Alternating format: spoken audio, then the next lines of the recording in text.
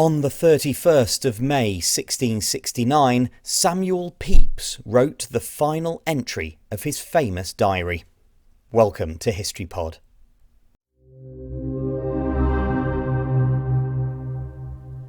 Samuel Pepys began writing his diary in January 1666.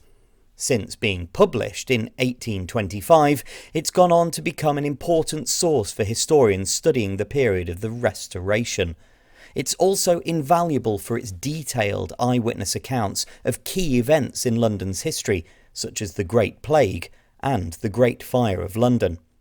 Pepys's diary is particularly useful to historians because he meticulously recorded even the smallest and seemingly trivial pieces of information in the diary.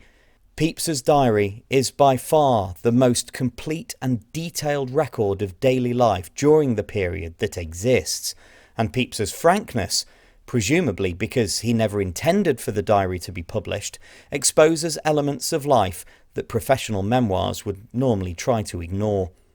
His detailed observations on life have seen him referred to by many as the greatest diarist of all time. Despite these positive aspects, Pepys's diary is not perfect.